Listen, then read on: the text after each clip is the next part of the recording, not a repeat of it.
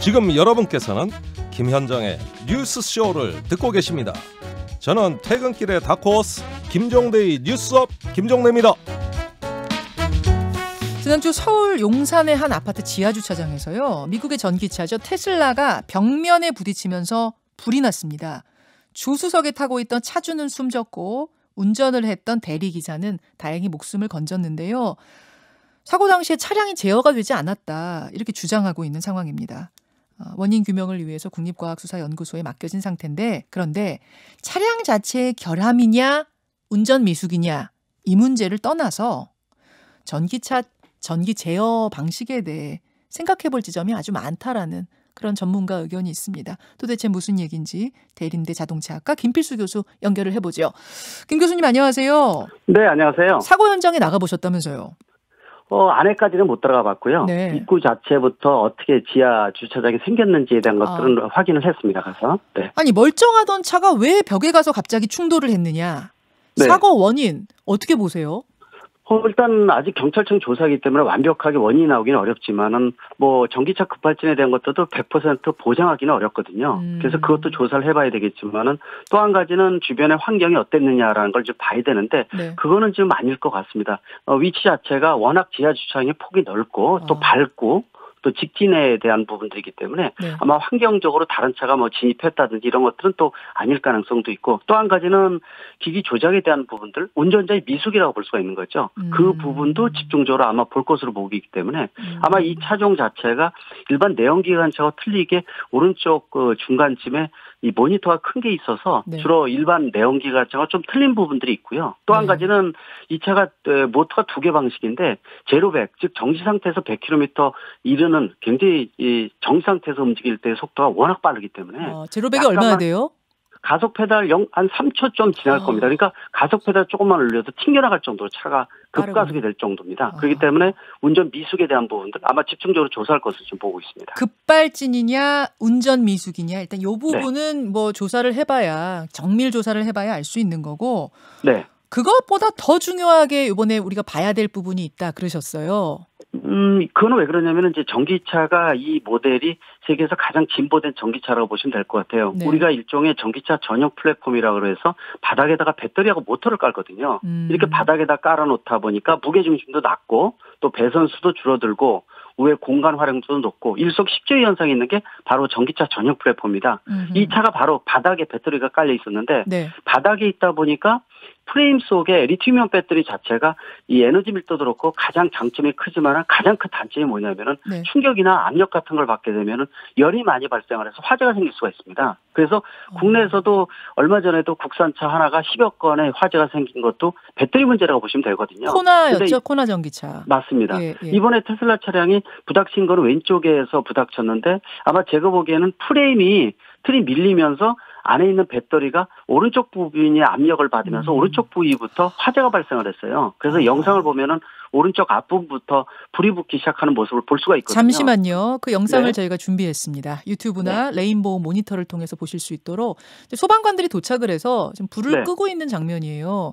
네, 이제 그렇죠. 불이 난 부분이 오른쪽이라는 말씀이시고 배터리가 압력을 받았다. 이 소방대가 네. 나와서 이렇게 군안 구조하는 방법 말고 그 전에 초기에 CCTV에서 불이 붙기 시작한 장면들이 있었거든요. 예. 네, 따로 있습니다. 근데 그거 부분을 보니까 오른쪽 앞부분에서 화재가 생기기 시작을 해서 말씀드린 대로 바닥에 있는 리튬이온 배터리에 불이 붙어서 화재가 시작됐다 이렇게 볼 수가 있습니다. 자, 이것도 요것이고 지금 문을 여는데 네. 저는 테슬라 문 여는 걸 본 적이 없어서 몰랐는데 네. 밖에 손잡이가 없고 안에서 운전자가 이제 열거나 아니면 밖에서 뭔가 이 키로 조정을 하면 문이 이렇게 위로 쭉 올라가듯이 열리는 방식이라면서요. 맞습니다. 특징이 지금 이 차가 있는 것이 바로 일반 내연기관차는 여닫이 형태로 돼 있거든요. 근데 이 차는 뒷문짝이 펠컨 도어라고 해서 위로 열리게 돼 있어서 힌지 잡아주는 이 꼭지가 위쪽에 있기 때문에 아마 소방대원들이 와서 문을 열기가 간단치 않았을 겁니다. 이게 문 여는데 몇 시간 걸렸어요, 이날? 그날 한 20분 좀 넘게 보통 일반적으로 10분, 15분이면 보통 문을 열거든요. 네. 근데 특수한 구조로 돼 있는 경우에는 시간이 더 걸릴 수가 있는데 또 말씀하신 대로 손잡이가 팝업 도어라고 해서 바깥으로 닫히게 되면 바깥이 밋밋해집니다. 아무것도 없어지거든요. 손잡이가 없어지는 거죠. 20분 정도 걸렸습니까?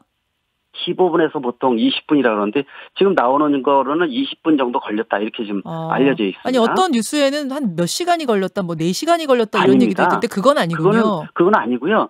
예전에 아마 탤런트 김주혁 씨 사건 아실 겁니다. 그 네네. 사건 같은 경우에도 그때도 벤츠 지바겐이라는 차를 몰았었는데 이 차가 방탄차식으로 철판이 단단하고 두껍습니다. 그때 군한 시간 자체가 일반 골든타워를 굉장히 짧게 할 정도로 군한 시간이 2배가 걸렸습니다. 그때 일반 내연기관차 도어를 뽑는 데는 한 15분 정도만 가능할 것으로 보고 있는데 이따가 이 차가 30분 이상이 걸렸어요. 그만큼 이 쇠가 안 열렸다 이렇게 보고 있는데 이 차량 같은 경우는 그런 쇠 붙이는 아니지만은 팝업 도어로 도어가 들어가 있고 또 위로 열리는 거니까 아마 충돌하면서 펠컨 도어 자체가 밀려서 문이 안 열렸을 수 있기 때문에 군하는 거 보면은 결국은 뒤 트렁크 도어 쪽으로 뒤로 열어서 사람을 꺼내는 이런 작업을 할 수밖에 없는 그런 작업의 특징을 가지고 있다고 볼 수가 있습니다.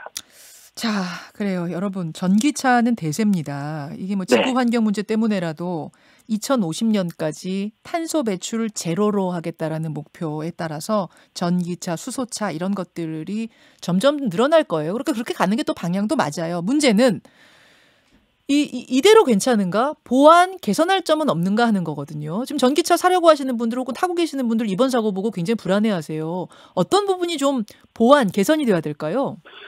일단은 뭐 사건 한두 개 가지고 불안하실 필요는 없습니다. 차라는 게 내연기관차도 1년에 5천 건 이상의 화재가 생기기 때문에 차만큼의 사고는 생긴다. 그러나 제일 중요한 것은 전기차 자체의 특징을 이 소유자가 좀 알고 있는 게 좋거든요. 이번에도 배터리가 바닥에 나왔지만은 똑같은 모델이 미국에서 2년 전에 이 크게 충돌을 안 했는데도 폭발성 화재로 앞이 없어지면서 역시 운전자가 사망한 사건이 똑같은 모델입니다. 그래요. 그리고 혹시 올여름에 생기지는 않았지만은 바닥에 혹시 침수도로를 지나갈 때 바닥에 배터리가 깔려 있기 때문에 아무리 이 안전장치가 돼 있어도 감전에나 누전에 대한 부분들이 있으니까 습기를 좀 멀리하라는 거. 또 특히 대한민국이 전 세계에서 과석방지턱이 가장 많거든요. 근데 과석방지턱이 이 도색이 지어진다든지 또 높이가 틀린 경우에 혹시 지나가다가 바닥에 쿵 하고 지나가는 경우는 굉장히 많지 않습니까?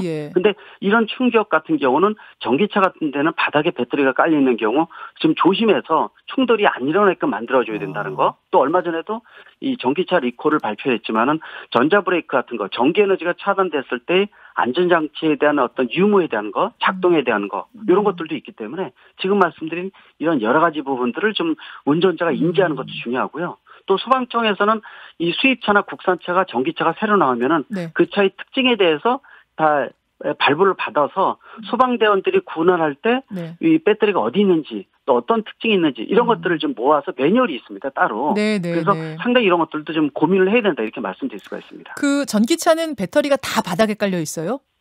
그렇지는 않습니다. 일반 내연기관차 엔진하고 변속기에서 뽑은 경우에는 배터리하고 모터가 그 위치에 들어가지만은 이렇게 테슬라 차량도 그렇지만 특히 내년부터 나오는 글로벌 제작사에서 나오는 전기차는 거의 다 전기차 전용 플랫폼인데 이 전용 플랫폼이라는 것이 바닥에다가 배터리하고 모터 까는 게 일반화되는 방식이니까 앞으로는 이 방식이 효율적이니까. 일반화된 전기차 방식이라고 보시면 될 것 같습니다. 알겠습니다.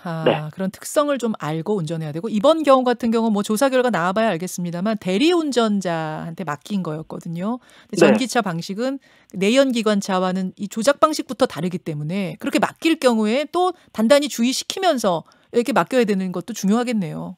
맞습니다. 대리운전을 시킬 때는 어떤 차의 특징이 있다는 거, 또 가속력이 어떻다는 거를 충분히 좀 설명을 해주고 대리운전하는 게 좋은데 그런 생각도 해봅니다. 이게 만약에 내연기관차였으면 어땠을까? 또 운전자가 조수석에 앉고 뒷좌석에 앉아 있었으면 어땠을까? 이런 생각을 해보게 되면 훨씬 더 덜 위험하지 않았을까라는 좀 아쉬운 부분도 분명히 있다고 말씀드릴 수가 있습니다. 여기까지 말씀 듣죠. 교수님 고맙습니다. 네, 감사합니다. 김필수 교수였습니다.